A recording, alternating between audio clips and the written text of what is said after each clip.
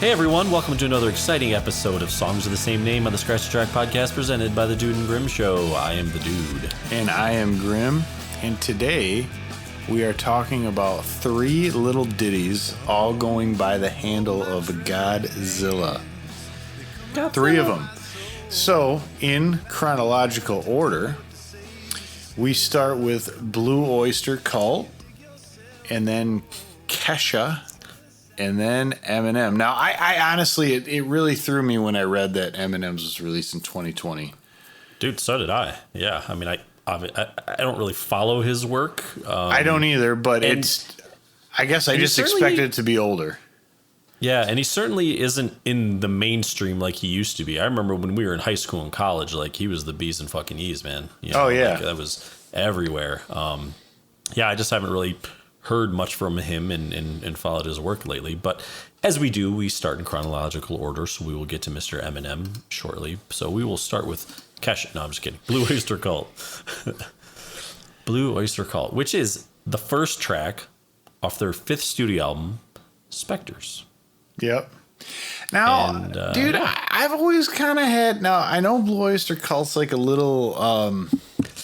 let's just say you wouldn't lump them in with like Led Zeppelin or the Beatles. No. Right? No. But I've always had a soft spot for Blue Oyster Cult. Dude, I mean, yeah.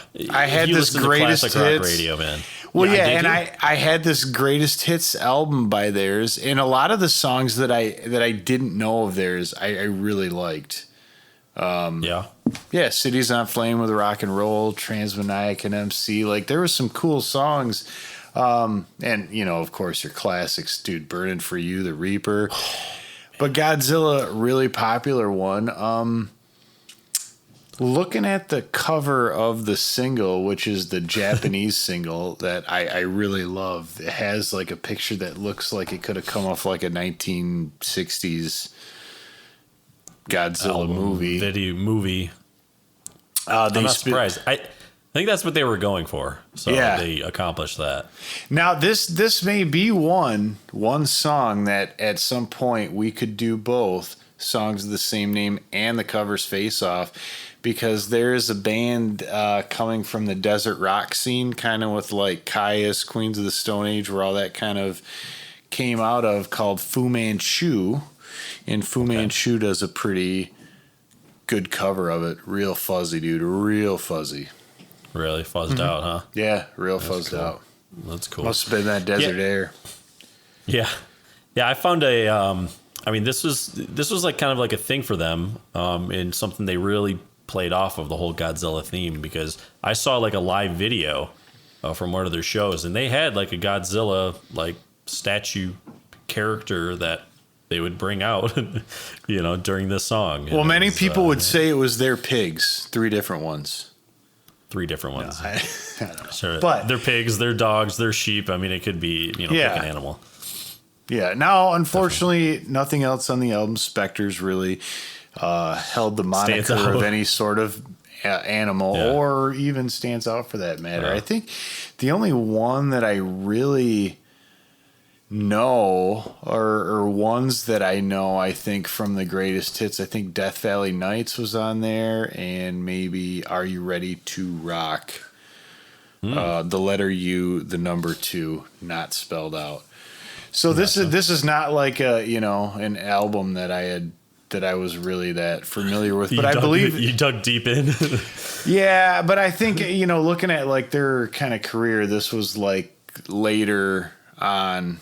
I mean, 77, right? Yeah. So that's, but almost 78. I mean, November 77. So, yeah. But it's just a classic kind of classic rock song. I mean, it's a fun kind of silly song. It's got a good nasty guitar kind of melody to it and stuff. And it is just kind of, it's one of those classic rock songs you're going to hear on classic rock radio. Maybe not every day. You will hear, Don't Fear the Reaper and I'm Burning for You. You'll probably hear those almost every day. Yeah. Godzilla, I think they spread it out a little bit more than those two songs. So, they don't want to oversaturate the market. No, you wouldn't. But, for what it's worth, I've always is, I like the song. It's kind of kitschy and goofy, but it's cool at the same time. Yeah, if it comes on, I don't think I probably don't turn the station. I wouldn't. I mean, I don't know. I might just flip over, see what else is on, and then flip back if it's not anything better. But yeah, that's fair. So, Kesha. Moving on to Kesha. Yeah. Can't say I was familiar with the Kesha version before we decided to do this song. Dude, this one, when I was kind of researching stuff to do, like songs of the same name on, I was honestly, this one was one that I was like, holy shit, like, are you serious? Like Eminem and I would not have seen this one coming. So yeah. So we had to listen to it, and hers is quite different. It's more like a little ballad. Yeah, it's definitely, there's not a lot of nasty raw guitar in it or anything like that. Pretty much acoustic. She took a complete different approach. She did, and starts out with just a simple question: what do you get when you take Godzilla to the mall? Real deep. Off of her album Rainbow. Now, I will say, I think that's a 2017 album. I like the the non-edited cover where she's showing her butt in it. I do. I like that. Yeah. No. No. Why would one be? Rock it. Oh, dude. Yeah, she is rocking it too. Yeah.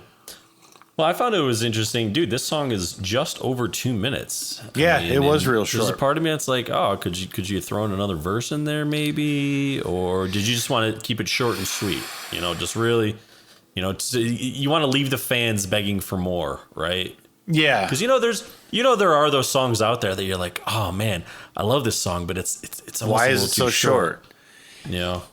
This could be that for some people, but I didn't really ask that question with this song. I was like, and that about wraps it up. I was kind of like getting ready to cue the Oscar, like play him off music, but wrap it up. Yeah, totally.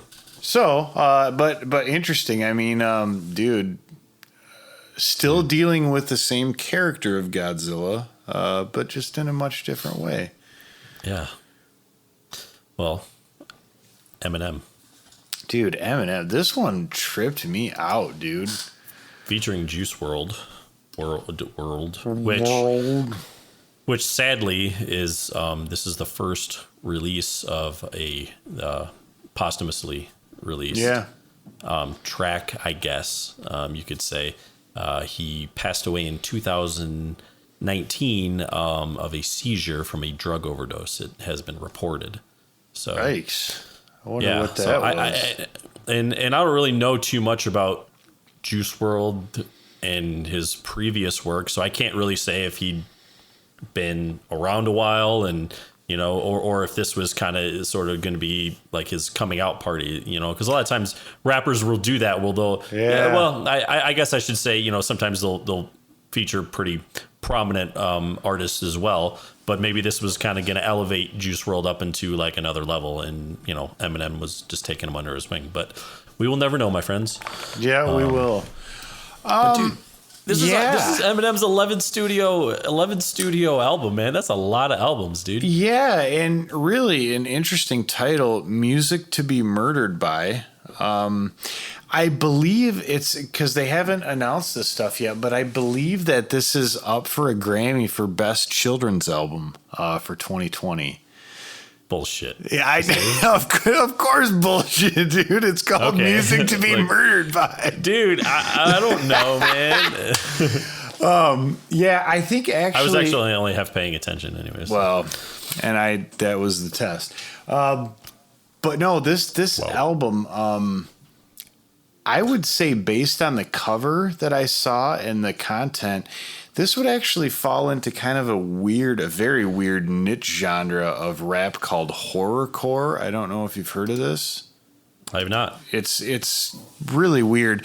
It's kind of about like a lot of rap or hip hop talks about violence and maybe killing people, but this is basically like talks about killing people in like a slasher movie kind of way. It's not like I'm gonna shoot you or your family. I mean, they don't even bother with things like the Colombian necktie, like the classics. They're going straight like they're gonna like cut out your liver and eat it with fava beans, like Hannibal Lecter. Yeah. Yeah. So you have a bottle of Chianti or Chianti, yeah. Yeah.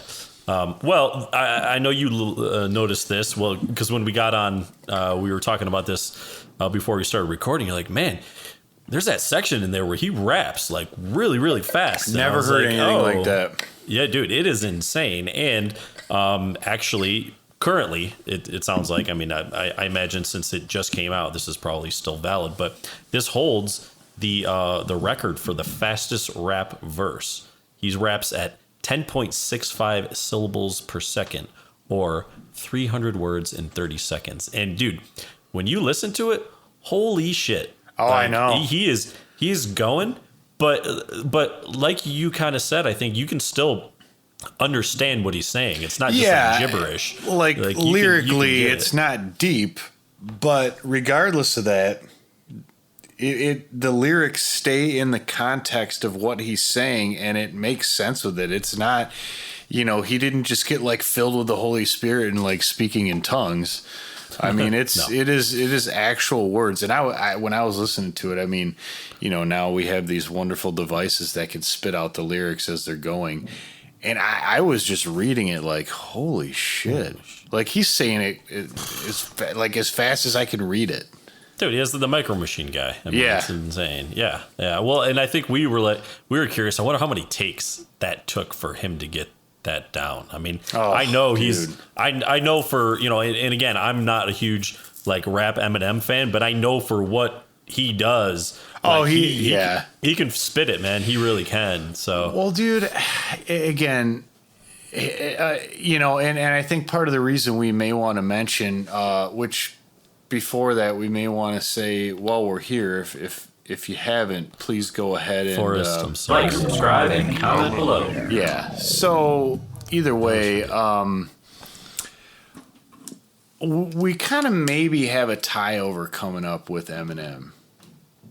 Yes, like we do. I admit the guy is hugely talented. Like, probably not like most other rappers I've even heard. I mean, he can really go in a way that not everyone can.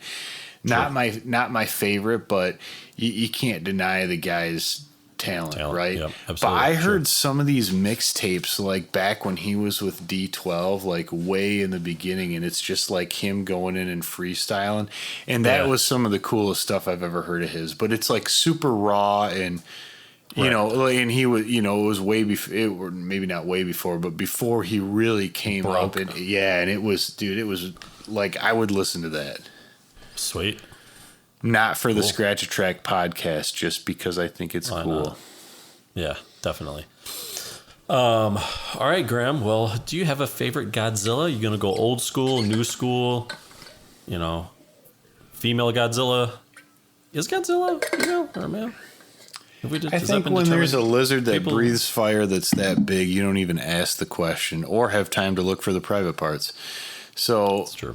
You just I always said I got a soft spot for Blue Oyster Cult, no question. Yeah, I would probably lean towards Blue Oyster Cult just because. I mean, I've heard that song more. I mean, it is kind of a funny, silly song, and I don't typically like funny, silly music. I am a little more, I guess, on the more serious side. But I will say, having listened to the Eminem version a few times, I want to give that a few more listens because just that section where he just, rips it. Yeah, raps, man, it is something. It's so impressive to hear. So if you haven't heard it, highly recommend checking that song out. Yeah, it is something to behold with your ear holes, for sure. So exactly. With that said, it's time to call it, my friends. Hope you enjoyed this episode. Hope you have a great Monday. We'll be coming to you on Wednesday with another hot album to scratch away. And there'll be a tie-over from this episode. You're probably thinking it's Kesha, but you don't know. May not be. You don't know. I don't know. It's time to go. Dude Show. Scratch a Track is produced by the Dude Grim. Additional music provided by Moore and the Tims. Copyright 2021. The Dude Grim Show. They come right from my soul. When I don't know what to do, what to say, just a series of